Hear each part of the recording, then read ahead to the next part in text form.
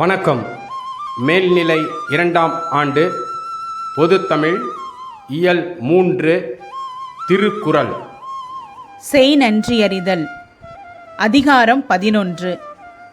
ஒருவர் செய்த உதவியை பெற்றுக்கொண்ட நாம் அதை நம் வாழ்நாளில் ஒருபோதும் மறவாதிருக்க வேண்டும் என்ற உயரிய பண்பாட்டை திருக்குறள் விளக்குகிறது.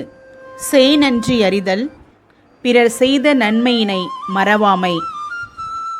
செய்யாமல் செய்த உதவிக்கு வையகமும் வானகமும் மாற்றல் அரிது.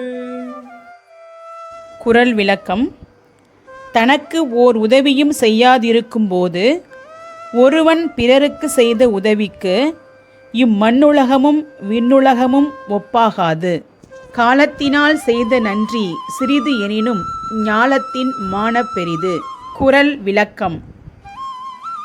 உற்ற காலத்தில் ஒருவன் செய்த உதவி மிக சிறியதாக இருந்தாலும் அதன் தன்மையை அறிந்தால் இந்த உலகத்தை விட மிக பெரியதாகும்.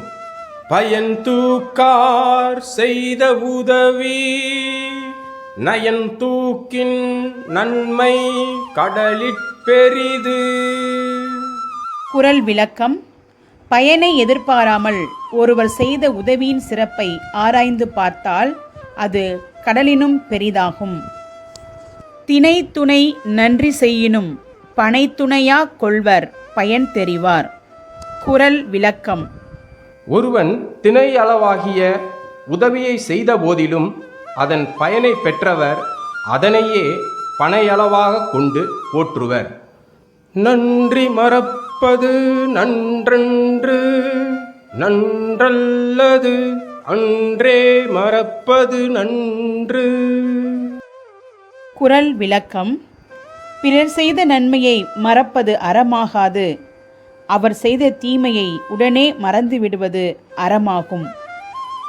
எந்நன்றி கொன்றாருக்கும் உய்வுண்டாம் உய்வில்லை, செய் நன்றி கொன்ற மகற்கு. குறள் விளக்கம்.